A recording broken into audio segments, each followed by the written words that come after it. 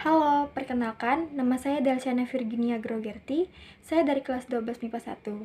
Jadi di video kali ini, saya akan menjelaskan materi bab 10, yaitu tentang fisika inti dan radioaktivitas.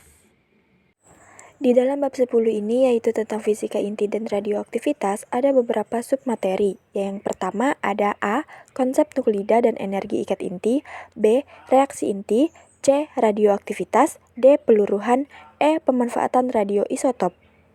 Yang pertama ada konsep nuklida dan energi ikat inti. Inti atom dari partikel-partikel yang disebut nukleon. Suatu inti atom yang diketahui jumlah proton dan neutronnya disebut nuklida. Nuklida disimbolkan sebagai berikut: X, A, Z. X adalah lambang unsur, A adalah nomor massa atau jumlah proton ditambah neutron, Z adalah nomor atom atau jumlah proton. Dalam submateri konsep nuklida dan energi ikat inti, ada terbagi beberapa materi. Yang pertama yaitu defek massa. Defek massa merupakan nilai energi ikat inti yang menjaga supaya inti atom tidak menyebar atau tetap pada bentuk dan posisinya. Besarnya defek massa dinyatakan dengan selisih jumlah massa seluruh nukleon atau massa proton dan neutron dengan massa inti yang terbentuk yang dapat dinyatakan dalam persamaan delta M sama dengan ZMP ditambah A dikurang Z Mn dikurang M inti. Dengan keterangan delta M adalah defek massa, Mp adalah massa proton, Mn adalah massa neutron, Z adalah jumlah proton dalam inti atom, A dikurang Z sama adalah jumlah neutron pada inti atom. Yang kedua ada energi ikat inti. Energi ikat sebuah inti adalah energi yang diperlukan untuk memecahkan inti atom menjadi nukleon-nukleon penyusunnya, atau neutron dan proton. Besarnya energi yang berhubungan langsung dengan stabilitas inti adalah energi ikat per nukleon yang besarnya dapat dihitung melalui persamaan berikut. En sama dengan E per A. Keterangan, En adalah energi ikat per nukleon, E adalah energi ikat inti, A adalah jumlah nukleon. Menurut hasil pengukuran yang teliti, jika massa 1 SMA berubah menjadi energi setara dengan energi sebesar 931 MeV atau mega elektron atau 1 SMA sama dengan 931 MeV, sehingga besarnya energi ikat inti dapat dinyatakan sebagai berikut. E sama dengan delta M dikali 931 MeV. Keterangan, delta M adalah defek massa, E adalah energi ikat inti. Yang ketiga ada gaya ikat inti. Gaya ikat inti adalah gaya yang menyebabkan nukleon bisa bersatu atau mengikat di dalam inti. Gaya inti atau gaya nuklir ini menyebabkan proton dan neutron tetap berada di dalam inti. Sekarang kita masuk ke subbab materi yang kedua, yaitu reaksi inti. Yang pertama, energi reaksi. Peluruhan inti atom menjadi inti atom lain secara alamiah disebut reaksi inti. Berbeda dengan reaksi kimia yang hanya melibatkan elektron valensi. Dalam reaksi inti yang terlibat adalah inti atom untuk menuliskan reaksi inti. Misalnya, untuk suatu inti X yang ditembak dengan partikel A sehingga menghasilkan inti lain Y dan partikel. Reaksi inti dapat ditulis sebagai berikut. A ditambah X menghasilkan B ditambah Y. X, A, B, Y. Yang kedua ada reaksi fisi. Reaksi fisi adalah reaksi pemisahan atom dengan inti berat karena ditembak oleh partikel neutron. Yang ketiga ada reaksi berantai. Reaksi berantai merupakan reaksi pembelahan inti berat menjadi inti yang lebih ringan atau fisi, yang terus-menerus terjadi akibat dipengaruhi oleh neutron-neutron yang dipancarkan oleh pembelahan inti berat lainnya.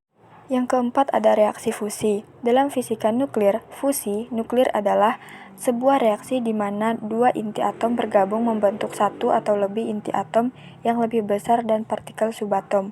Perbedaan dalam massa antara reaktan dan produk dimanifestasikan sebagai pelepasan energi dalam jumlah besar. Reaksi fusi disebut juga reaksi termonuklir. Hal ini disebabkan karena pada reaksi fusi memerlukan energi yang lebih tinggi atau terjadi pada suhu yang sangat tinggi. Subbab materi yang ketiga adalah radioaktivitas. Radioaktivitas disebut juga peluruhan radioaktif. Peluruhan radioaktif adalah kemampuan inti atom yang tidak stabil menjadi stabil melalui pemancaran radiasi. Kemampuan ini melibatkan proses pemecahan inti atomi yang tidak stabil sehingga terjadi kehilangan energi dengan memancarkan radiasi, seperti partikel alfa, partikel beta, dengan neutrino, dan sinar gamma. Yang pertama ada stabilitas inti. Stabilitas suatu inti pada dasarnya ditentukan oleh perbandingan antara banyaknya neutron atau N dengan banyaknya proton atau Z yang terdapat dalam inti atom. Yang kedua ada daya tembus sinar radioaktif. Sinar radioaktif adalah radiasi elektromagnetik yang dipancarkan oleh peluruhan isotop tidak stabil. Diketahui, sinar gamma adalah sinar radioaktif terkuat, hingga muncul banyak pertanyaan tentang urutan kecepatan sinar radioaktif. Intensitas yang diserap dan yang diteruskan oleh suatu bahan dapat dinyatakan dengan persamaan berikut. I sama dengan I0 E pangkat min nu X HVL sama dengan IN2 per nu sama dengan 0,693 per nu. Keterangan, I adalah intensitas yang diteruskan, I0 adalah intensitas awal, X adalah tebal bahan, nu adalah koefisien pelemahan, E adalah bilangan natural, HVL sama dengan intensitas yang diteruskan separuh intensitas mula-mula. Yang ketiga, ada sifat-sifat sinar radioaktif. Yang pertama ada sinar alfa. Sifat-sifat sinar alfa adalah dalam medan listrik dibelokkan ke arah kutub negatif, memiliki daya tembus kecil atau daya jangkau 2,8 sampai 8,5 cm dalam udara, dan dapat mengionisasi molekul yang dilaluinya. Yang kedua, ada sinar beta. Sifat-sifat sinar beta adalah bermuatan listrik negatif, sehingga dalam medan listrik dibelokkan ke arah kutub positif, memiliki daya tembus yang jauh lebih besar daripada sinar alfa, dan daya ionisasinya lebih lemah daripada sinar alfa. Yang ketiga, ada sinar gamma. Sinar gamma merupakan radiasi gelombang elektromagnetik sejenis dengan sinar X dengan panjang gelombang pendek, tidak bermuatan listrik, oleh karena itu tidak dapat dibelokkan oleh medan listrik, tidak memiliki massa, memiliki daya tembus sangat kuat, atau dapat menembus lempeng timbal setebal 20 cm. Submateri yang keempat ada peluruhan. Peluruhan adalah perubahan radioisotop secara spontan untuk mencapai keadaan yang lebih stabil dengan memancarkan nuklida ringan. Yang pertama ada dosis serapan. Dosis serapan adalah energi rata-rata yang diserap bahan atau DE per satuan massa bahan tersebut atau DM. Secara matematis, dosis serapan dituliskan sebagai berikut. Besaran dosis serap berlaku untuk semua jenis radiasi dan semua bahan yang dikenalinya.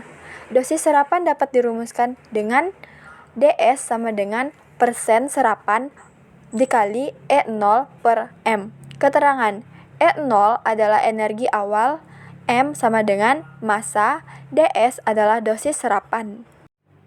Yang kedua ada waktu paruh.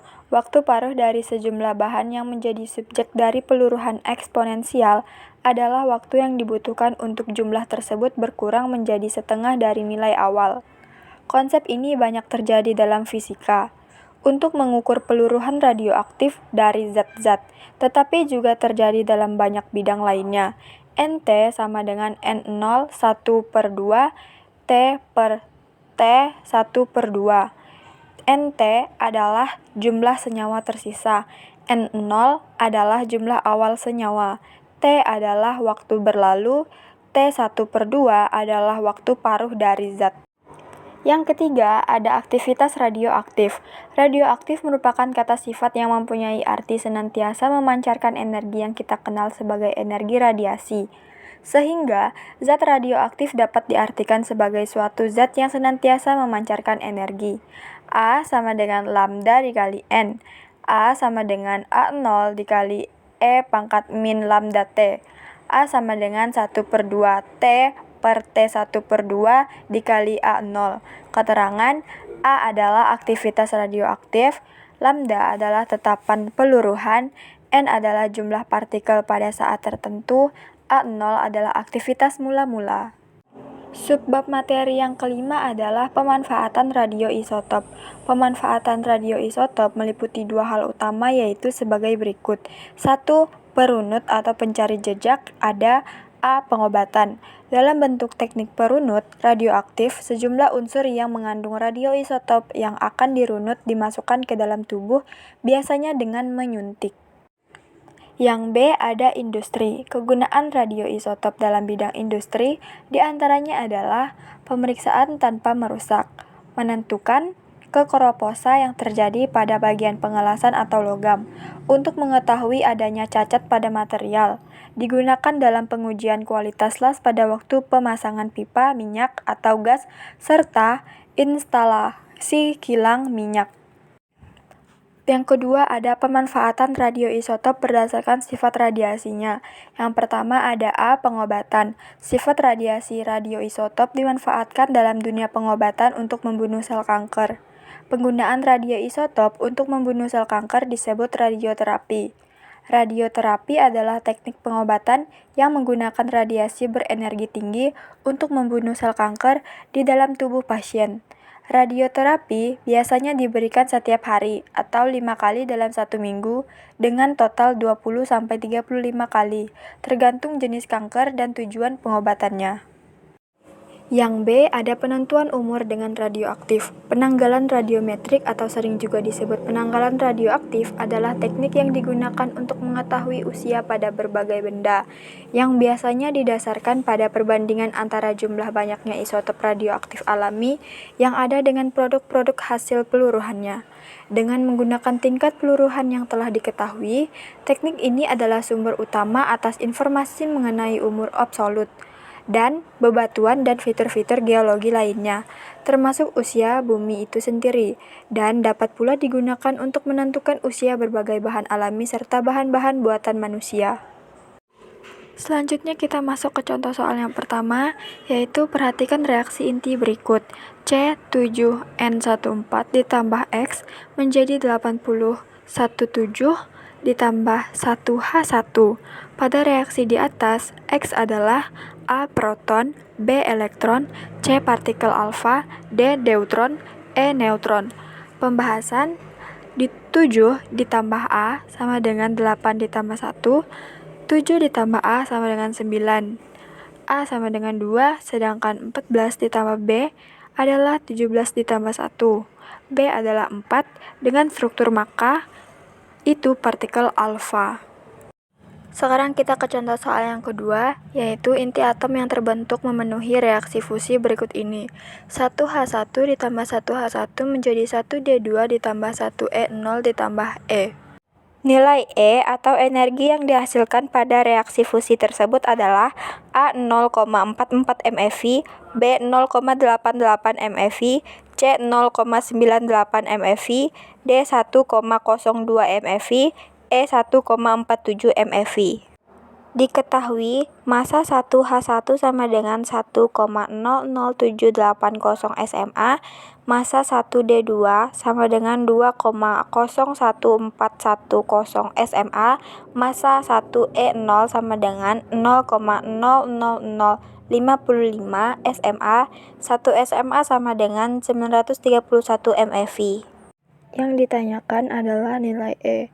E sama dengan jumlah massa ruas kiri dikurang ruas kanan, sama dengan 1,00780 ditambah 1,00780 dikurang 2,0140 ditambah 0,00055 sama dengan 2,01560 dikurang 2,01465 SMA sama dengan 0,000950 SMA sama dengan 0,00950 dikali 931 MeV sama dengan 0,88 MeV. Jadi, nilai E atau energi yang dihasilkan pada reaksi fusi tersebut adalah 0,88 MeV.